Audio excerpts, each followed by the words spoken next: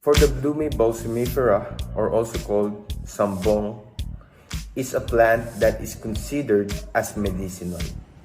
It is used by different countries around the world for more than 1,000 years, especially on countries in Asia such as China, Malaysia, Thailand, Vietnam, and Philippines.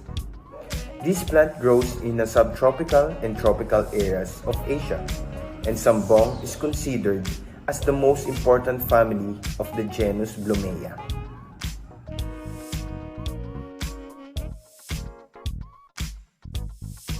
Moving on to the common uses of Sambong. Sambong is used for swelling, diuresis, anti-urolithiasis.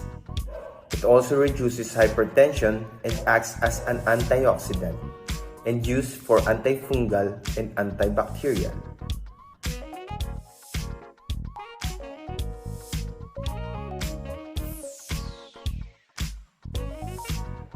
Just like other medication, consumption of Sambong herbal medication needs to have precautions as well as warning, which includes: number 1, the use of topical Sambong is not associated with significant side effects. Number 2, Sambong, even when taken internally, is generally considered safe. And number 3, special precautions and warnings on pregnancy and breastfeeding. Not enough is known about the use of Sambong during pregnancy and breastfeeding, but it is best to stay on the safe side and avoid use. And number 4, Sambong can cause allergic reaction for people sensitive to ragweed plants and its relatives. As mentioned earlier, side effects such as itching and skin irritation may occur. And lastly, it is best to consult a doctor if other symptoms arises or before using this medicinal plant. Now, for the preparation of Sambong tea for diuresis and anti-urolithiasis, we need to prepare the following. First, we have a thoroughly cleansed Sambong leaves that is already chopped and 2 glasses of water for boiling. So first, we're going to put the 2 glasses of water in a clay pot. And next is we're going to put about 6 tablespoons of fresh leaves of Sambong into the water.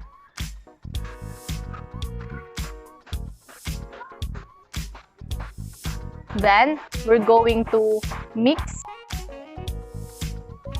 and wait for it to boil for about 15 minutes. So, let's note that we do not need to cover the pot and we just need to keep it boiling.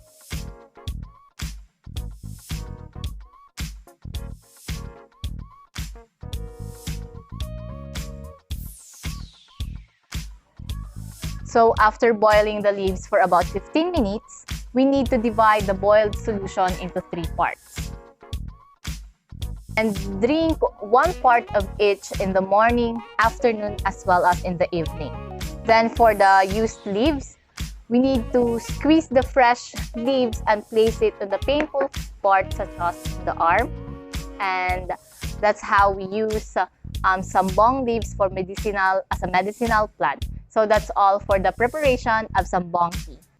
It is best for us to know the proper way of planting as well as growing Sambong plant for future uses.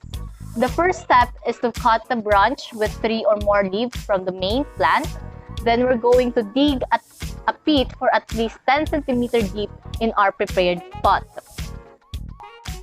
So after digging about 10 cm deep of pit, we're going to plant the branches that we have acquired from the main tree. And then we're going to fill the pit with soil and press it firmly. After this, the last step is to water the plant regularly and check for the moisture of the soil. So that's all for the steps on planting and growing Sambong plant.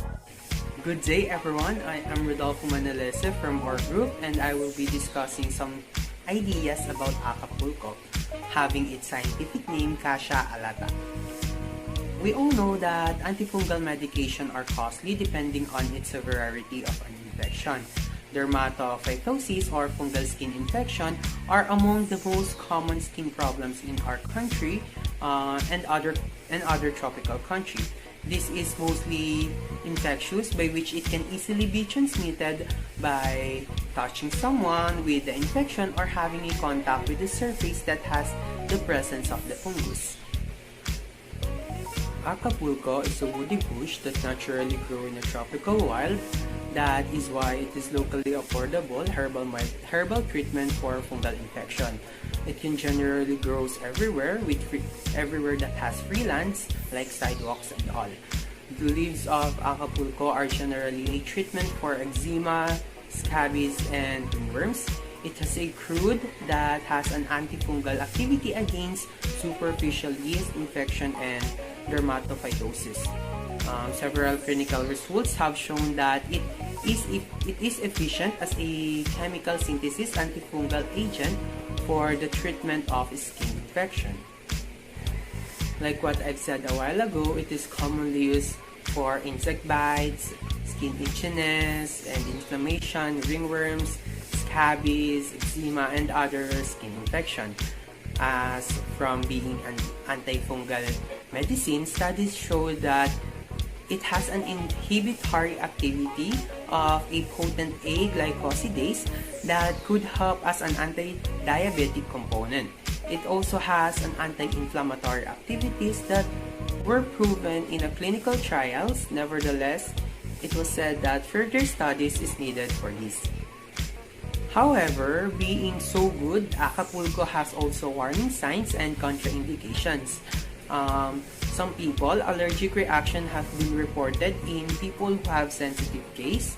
And as for Acapulco tea, it is a good source of vitamin K, which may have an anticoagulant properties. Thus, it is recommended to avoid use of Acapulco if you are taking coagulant medication.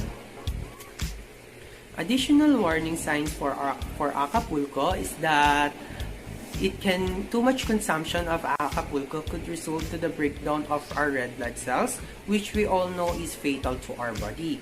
And additionally, it has its immunosuppressive action. Immunosuppressive action is present to Acapulco, so avoid taking corticosteroid and other medicine in accordance with it.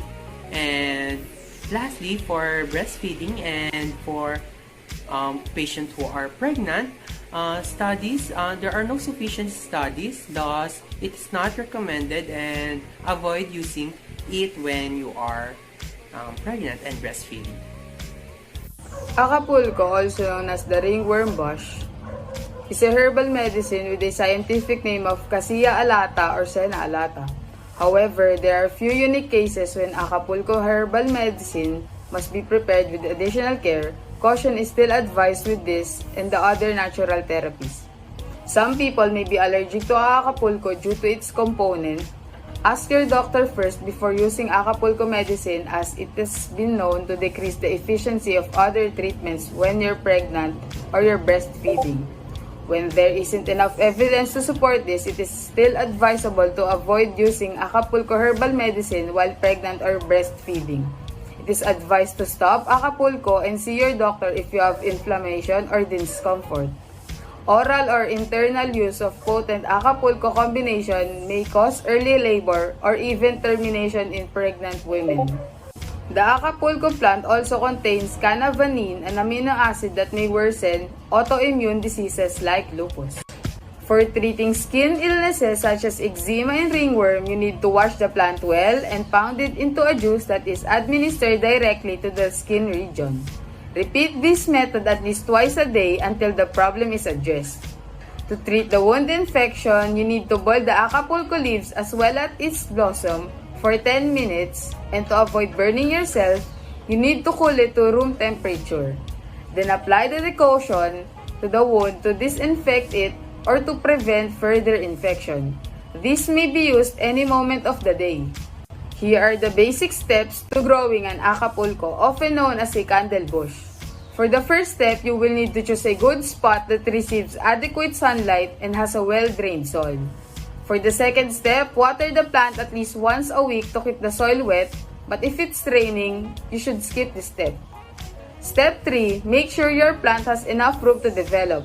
And to do this, you need to apply 1 to 2 inches of mulch to the area to minimize the weeds and to improve the water retention. For the 4th step, feeding your plant once a month with a half-strength solution of balanced fertilizer will help to develop its full height and to produce a vibrant and rich blooms in the 4th phase. For the last step, pruning is done to maintain the plant's appearance since it results in more compact and appealing bush. That's all. Thank you.